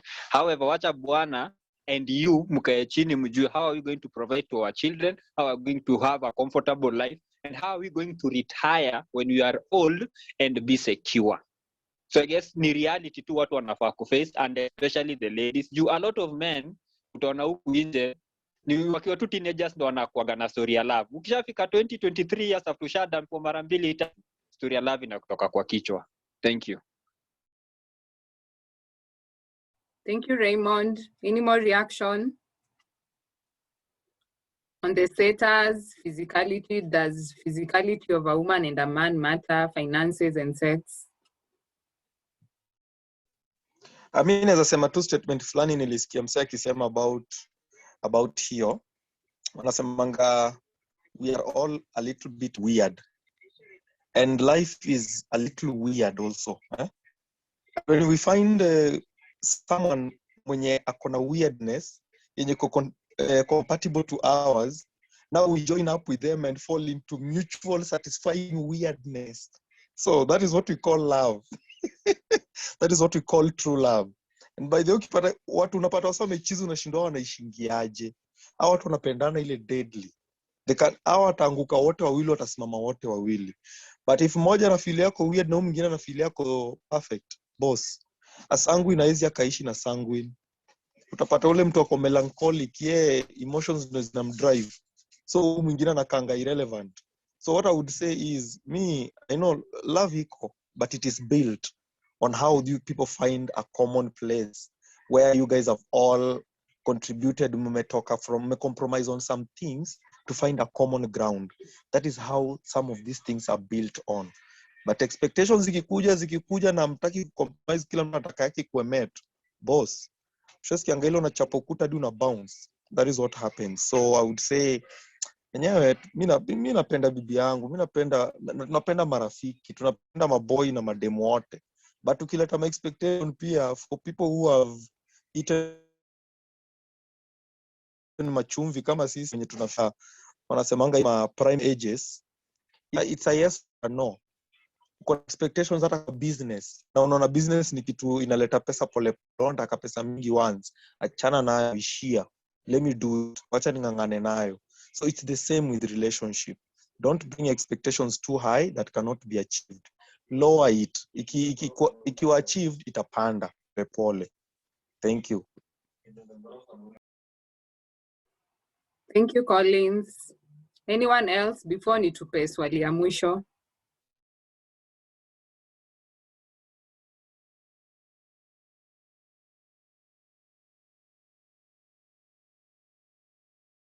Si kujibu watu ni kama wataki kuongea. So najaribu kufili space ndio hii recording isikue. Ndio hii recording isikue na deep moments of silence washindwe kwani who died. Sasa kwa physical expectation, there is this thing that you men ndio wanaangaliaga. Okay, tuachane na story ya physical, especially kwa madem, wanaendaga tu extra history ya one tall, dark and handsome. As long tuseme tu ukweli, wakati uko na wale hata kama uko na kipara kutoka hapa mpaka Meru, utakuwa tu handsome. Angalia venye sasa wale watoto wote Diamond you can't king, tuseme tu but he has money. So but men, angalia wale watu wenye men go with, especially men of repute, they like beautiful women, they who look, and that's why you need to be presentable and attractive if you want to get into the dating game, because you need to attract men. And attracting men, kuna wale wanapenda wasichana wadogo, kuna wale wanapenda wasichana wakubwa. However, very few men wanapenda to overweight and be our weight also for health reasons, but attractiveness ni muhimu, especially men, because you are visual creatures. When you are attractive, and that's why you see there are women who do not need to say anything, they just need to walk by, because of that presence, of the way of your feminine beauty when you present. And then there are and men, if mwanaume ako na pesa, angalia tu wakati a serious car passes by, when other men stand and watch and salute, wanasema wow, huyo mtu ameweza, because of status. So for men, physical si sana, although we encourage men also to be physically fit kwa sababu pia hatutaki wanaume wakufe. However, for men, mostly it's about your pocket. For women, it's about your physical appearance. Na nimefungia hapo. Thank you, Raymond. So swali sasa ya mwisho nilikuwa niulize ni about story ya age. Kuna kuanga na pressure in terms of age. Like for ladies, maybe at a certain age you should get married. For men, lakini for men sionangi sana, kwa ladies ndio inakuanga sana. Alafu again, does age matter when it comes to a relationship in terms of Charlie ni mdogo kukushinda, dem ni mdogo kukushinda, issues kama hizo? Kuna kuanga na hako ka pressure ama ka expectation?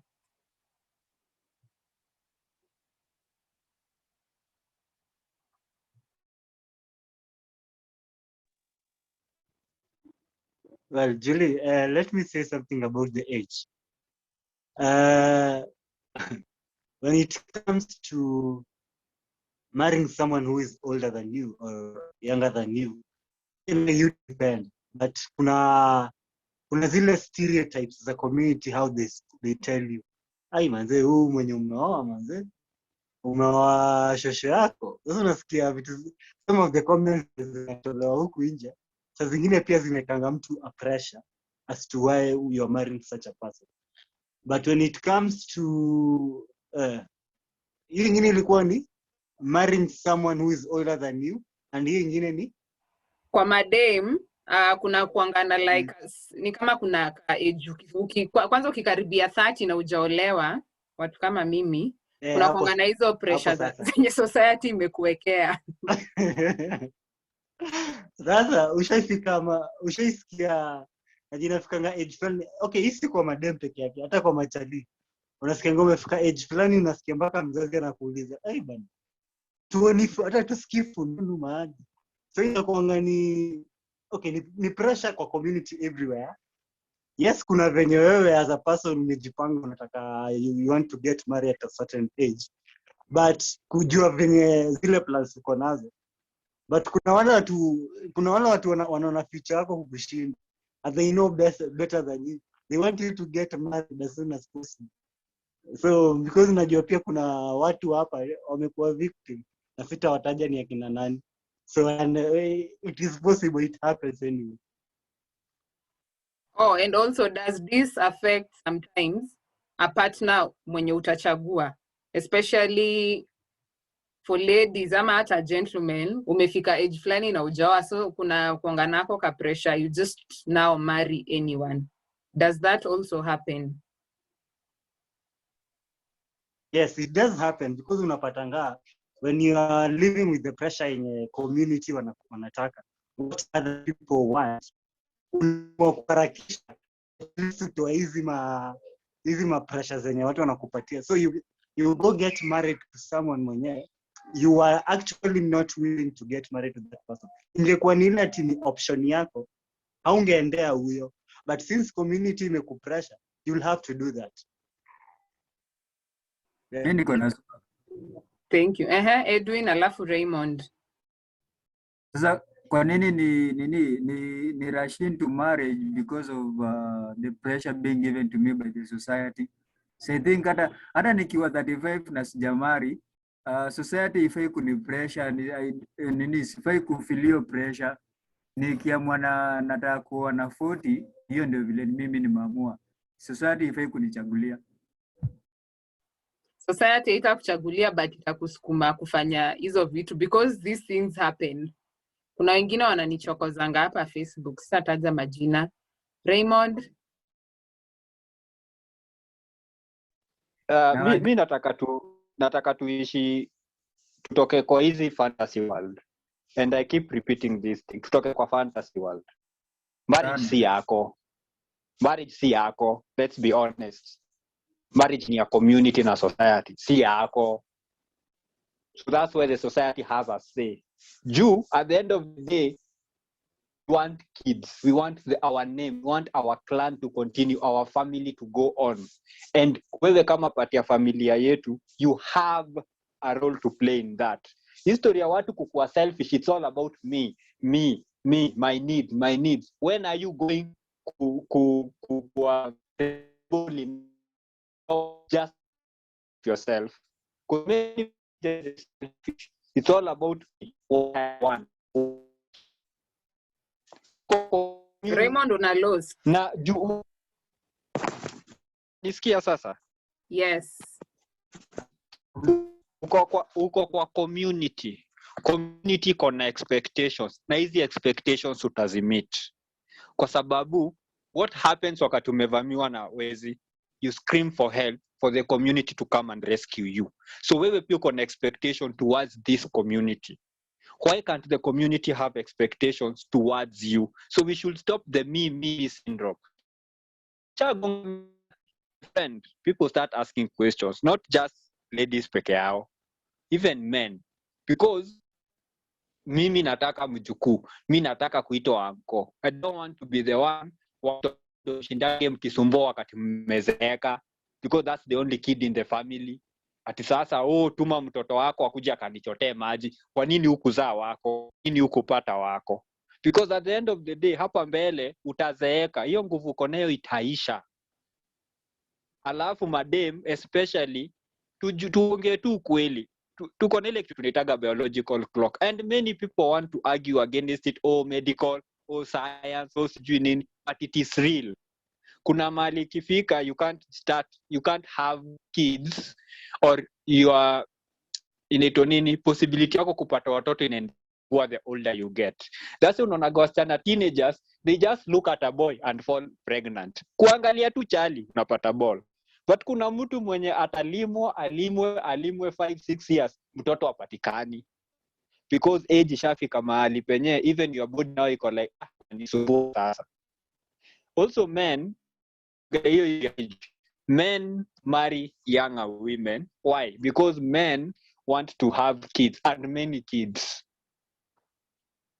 And the younger the woman is, the more she is able to have the many kids. Unless ukishaolewa ukiwa na 30 but unataka watoto 5, how are you to accomplish before you get 7 or 40? Inamaanisha ni doremi.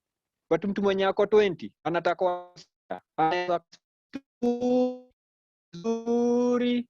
So pressure iko ya kuoa, because marriage ni institution ya community, and uko na deni ya familia wa born. You need to continue the family legacy, you need to continue the family name, and marriage is about kids. If you don't want to have kids, don't get married.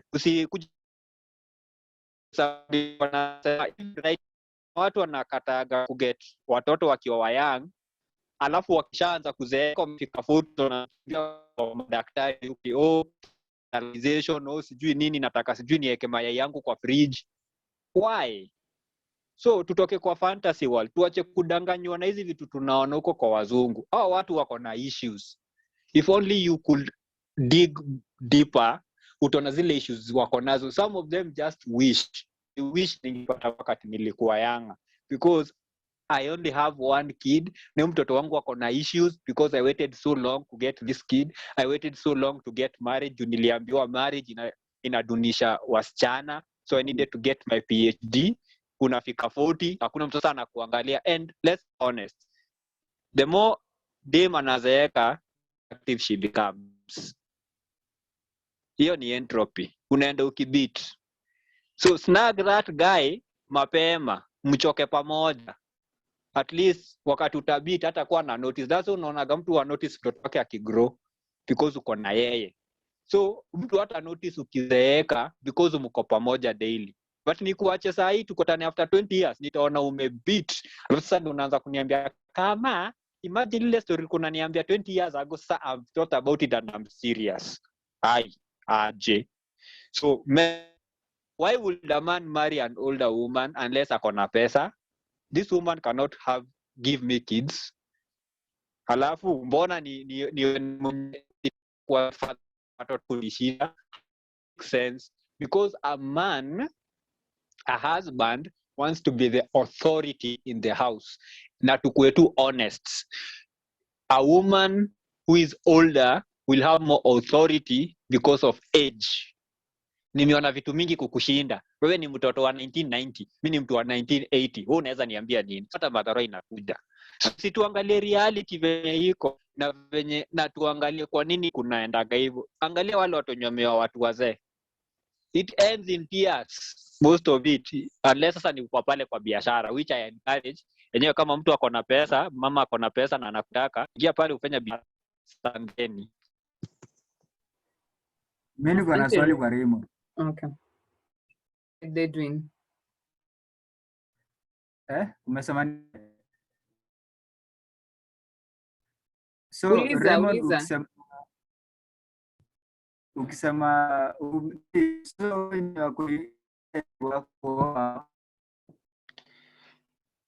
wewe swali kama namba 1. Edwin, net. Tafuta net. Swali namba 2. Nimesikia story ya importance. Swali namba 2 ni hiyo statement yote unasema ni kama una suggest kila mtu anafaa kuoa. Kuna wale wenye wajisikii kuoa. So sijui society na itawachukuliaje ama inawachukuliaje. mimi niko against history ya society.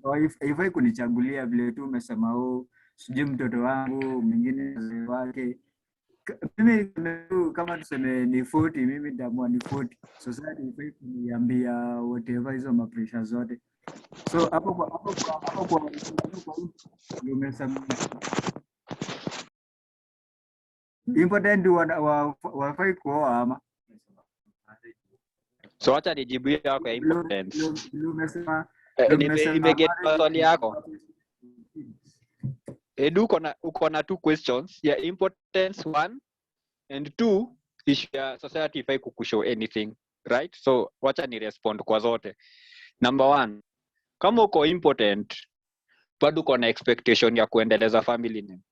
So kuko na a lot of things that can happen. You can go like venye nilikuwa nimeexplain hapo mbele what our forefathers used to do. Mnaongea kifamilia, brother yako anakuokolea. Ama kuna pia hii issue ya sperm bank. Siku hizi medicine ime advance to the point where hauna excuse kwa nini hautaki kuget mtoi unless you're just being selfish. So number two, hiyo story ya society ifai kukuambia anything. If you have an expectation towards your society, your society must have an expectation towards you. Na niliuliza a very simple question. Wakati umevamiwa na wezi, do you just keep quiet ama unapiga ganduru na ita society kusaidie? Or the society come to help you and they can't have an expectation of you? Why do you think, and this I'm not saying it kwako like specifically, I'm using you kama anyone.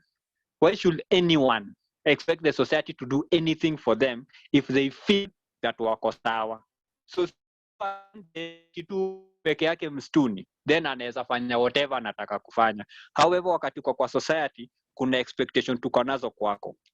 Ndio sababu unaona kuna mtu anaambiwa goa ule hawezi saidiwa na mtu.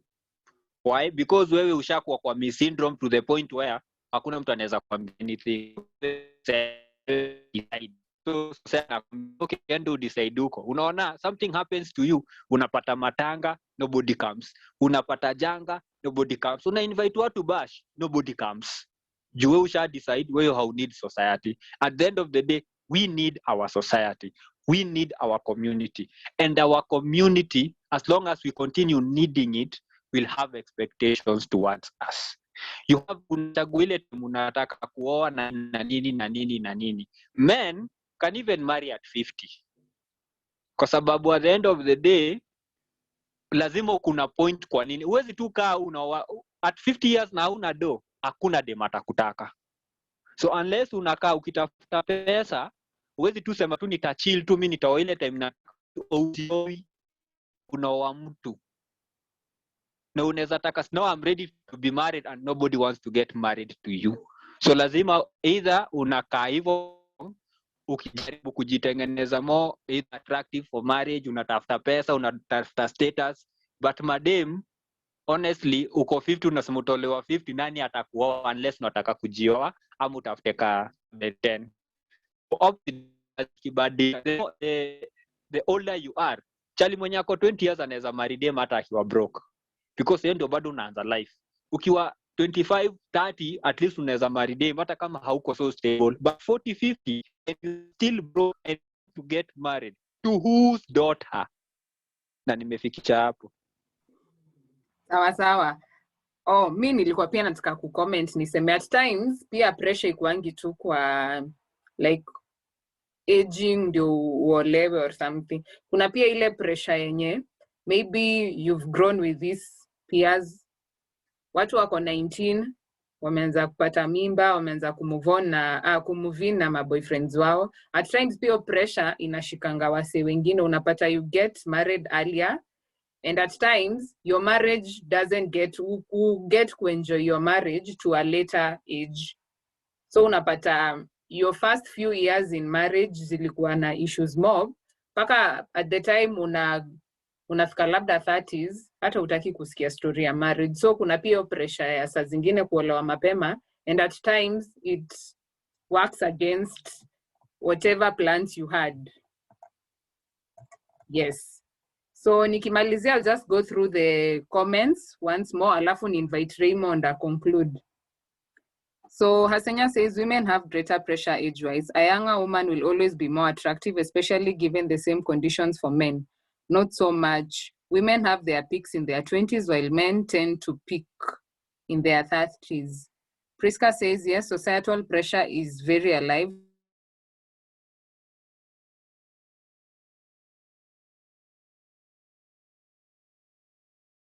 Oh, poleni, nilikuwa naongea kama nime-mute mic.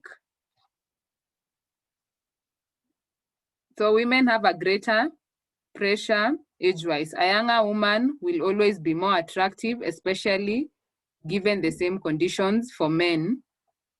Given the same condition. For men, not so much. Women have their peaks in their 20s, while men tend to peak in their 30s. Then Priska says, yes, societal pressure is very alive today. It is worse within our nuclear families. Our own moms telling us, zaa tu mtoto basi. Some people argue that a woman's value decreases as she grows older, and a man's value appreciates as he grows older. That is exactly what happens. It is evolutionary. Then Sarah asks, na wale wa moms husema kama hutaki kuolewa zaa tu mtoto uendeleze familia. Then for men, it is because their earning potential and physical attractiveness increases with age up to around their 40s. Asenya agrees to, I think, Raymond's sentiments. Also, the chances of getting a child with mental issues such as autism increases as the woman gets older. Yes, so with that, I'll finish there, and then nikaribishe Raymond because of time. I'll conclude session.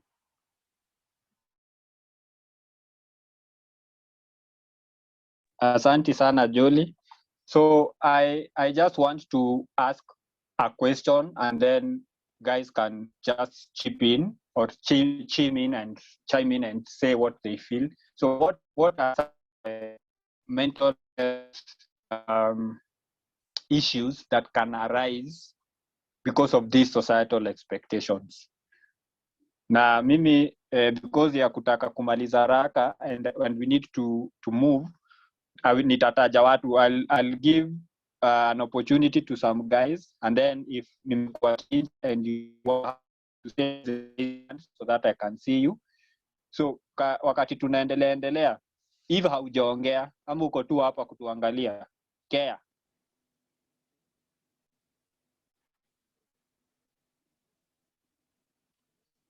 Floni yako Evelyn, tell us something.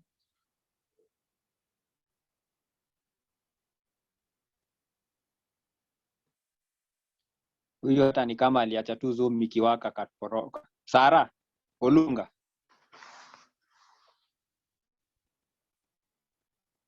Nataka kusikia sauti ya madem juu hii session imekuwa tu ya machali tu. Unauliza? Nimesema what are some of the mental health implications ambazo zinaletwa na hizi societal pressures, especially wakati uko kwa relationship ama hauko kwa relationship na unafaa kuwa kwa relationship. Oh, some of the mental health implications. Yes. Kuna hawa watu wenye huwa wanakaziwa nitwaje kupata watoto wanaambiwa before a certain age unafaa kuwa na this number of kids, na maybe home say hayuko prepared psychologically ama according to plans zake at that time plan ama kufikiria akona mtu atapata mtoto at that age, so hizo pressure and everything, ma stress manini unapata inafika point yenye ana withdraw, like hata kukiwa na family functions home say hatokei bisajo anajua tu the story itakuwa the same, ataanza kuwa compared na other people, self worth yake ianze kurudi chini kiplan. So thank you very much Sarah for kutuambia na hii Eve anasema atatype. So karibu sana Eve hapo kwa chat, please tutypie. Hatutaki wale watu wa kukuja hapa supervisors kwa session, at least changia. juu mi kuna mtu alisema wakati you're having a discussion, wacha kila mtu aseme kitu, juu baadaye unasema au akisema, imagine zile vitu walikuwa wanaongea rather than sisi tunasema. Somebody else, Priska, I hope hujapotea. What do you think are some of the mental health implications kwa mtu ambaye ana face hizi pressures ambazo tumetaja all through kwa hii discussion yetu?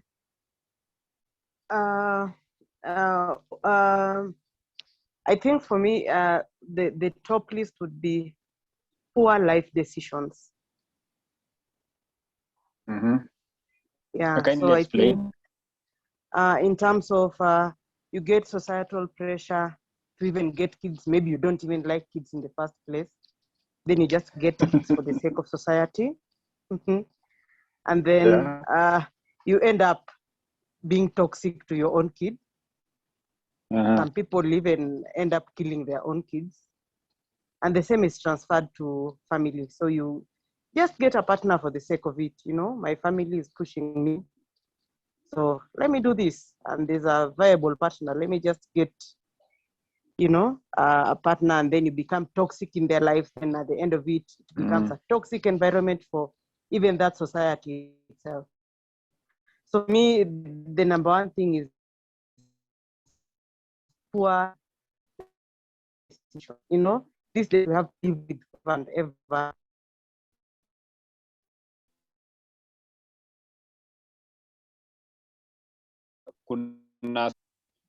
Kuna withdrawal from the society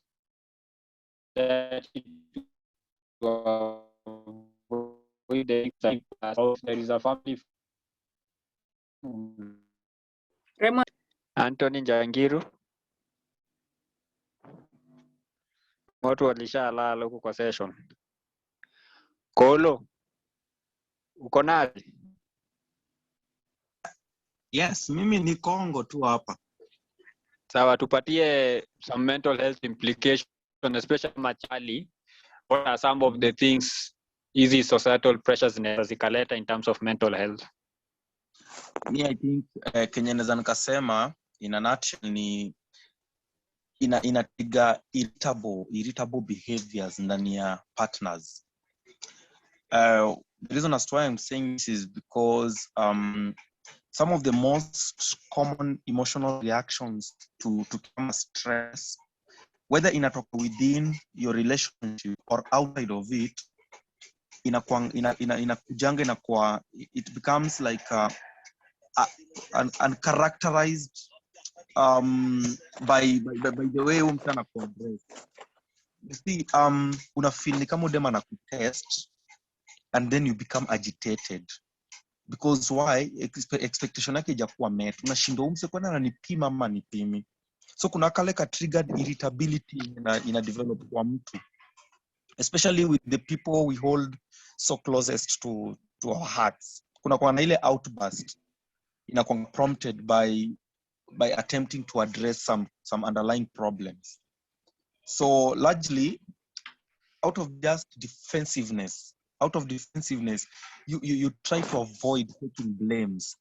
So when you try to avoid it, unakuwa bado irritated like with the fact that sitaki kuiaddress juu italeta ngori na ni bo, so unakuwa tu kwa kitu ndani yako. So I would say mentally you become disturbed because you don't want to address an issue because of the way it will be taken. The men will not want to just ask for help every now and then kwa sababu ya the way itatokea. And I'm saying this because some of us speak of experiences. So mtu akisema the way it will be taken, yeah, it's my opinion, but it's an opinion based on something. So generally I would say one of the mental health issues yenye inaweza kuwa ni irritability yenye inakuwa triggered because of some behaviors between the two partners. Thank you. Sawa. Thank you very much. Eva anasema kuna self-esteem ya mtu hurudi chini when you don't meet those expectations because you get shunned by the society. And in some cases, unaweza pata when uta give in to pressure, kutakuwa na regret hapo mbele because you aren't really ready for it. Umekuwa pushed. And unaweza hata end up treating your kids or partner poorly because you really didn't want to be pushed into it. So thank you very much, Eve. Grace anasema inferiority complex, especially if you don't feel adequate, so una feel unworthy and not of value. As we continue waiting for Tony, jo amesema I allow him to type.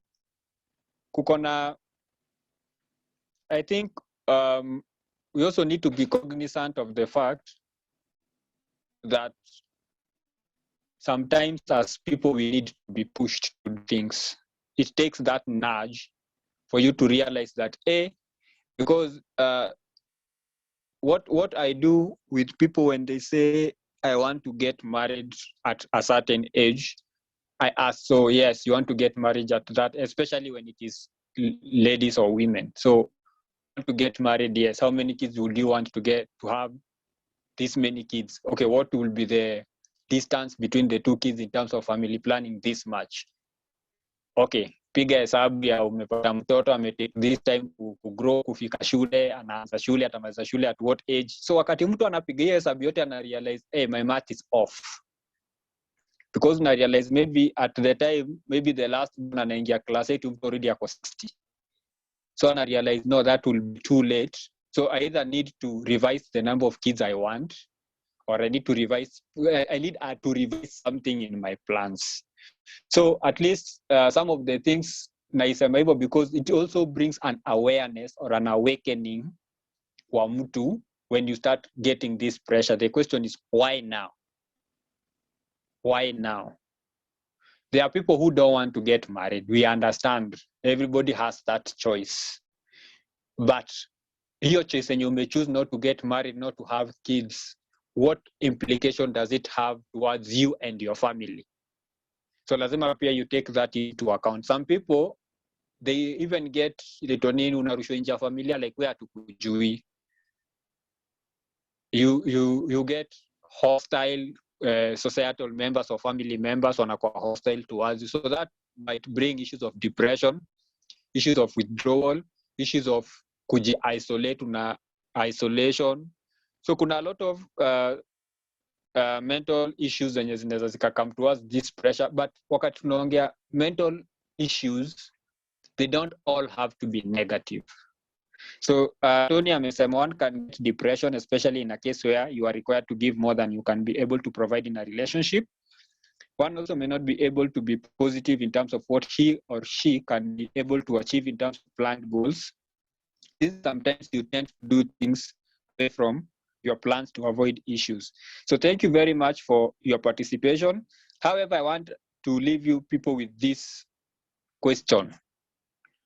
Why do you think with all the choices we have, with all these things that I can choose whoever I want to get married to, I can choose when I want to get married, I can choose how many kids I want, why are we still making the wrong choices? And by this, I mean, why are we still seeing separation and divorces going up? That means you made the wrong choice. And compared to... Yes? Kama, it's not a wrong choice. It's the lack of someone nataki to compromise when you continue in a relationship. So it's not like you made a wrong choice, but something happened in the relationship. So no one is willing to compromise on what he or she takes as kitu ana value. So that is what brings about kitu kama separation na kitu ka hiyo. Just my thought. Sawa sawa. Let me just clarify what I mean by the wrong choice. So you chose the person who you cannot have a conversation with. So that was the wrong choice. You get where I'm coming from? Like, if you chose well, then you will not, because you have all these choices, this ability to make all these choices. If you chose well, you will not be seeing the level of divorces and separation we are seeing, because ungetafuta mtu uko compatible, ungetafuta mtu mwenyewe mnaelewana, ungetafuta mtu mwenyewe mnaweza work pamoja. However, our forefathers who did not have so much to say about who they marry stayed longer in marriage. Alafu utaona watu wakisema, and let me just quote in quote, the crazy people say walilazimishwa. And then you tell me if you have ever seen your grandfather or grandmother akilazimishwa kufanya anything na anyone. You see, we have this thing where we think that we know the experiences of the people after us. And our kids, we raise our kids alafu wanatuangalia like we don't know anything, because that's how we view our parents, like how hawajui. Then wewe unajua mtoto wako atakuangalia like haujui. Why? Because ana feel what you are saying, what you are thinking is imepitwa na wakati. Na hii nilikuwa nataka kuiuliza, si ati question for an answer, it is food for thought. Why all these choices are divorces up and separations up with all our choices? Because we are all about the choice. We forget that a choice can be wrong, can be right.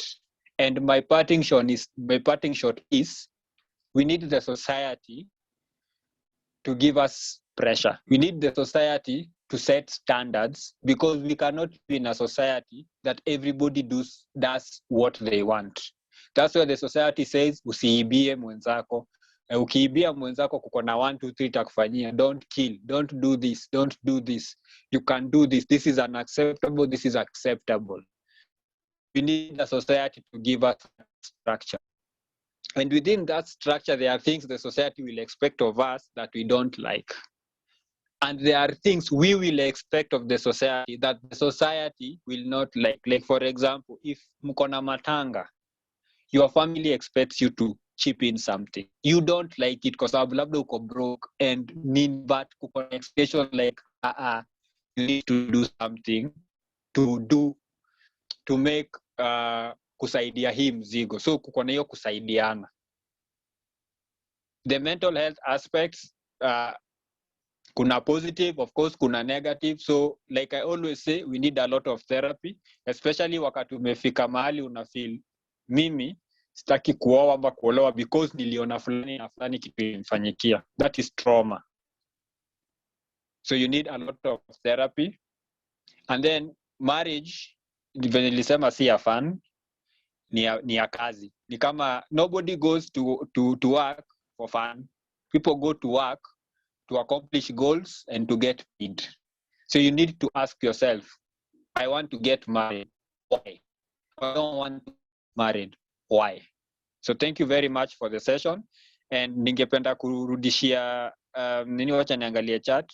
Sara anasema pressure zingine ni positive, zinafanya una improve on how you look on things and how you have planned things. For someone anahitaji hiyo pressure to get some things done. That's also what I also wanted to thank you, Sarah, for putting it better. You need pressure. Sometimes you need hiyo reminder that miaka yako inasonga. Umesema unataka kuolewa, umesema unataka kuoa, utaoa lini?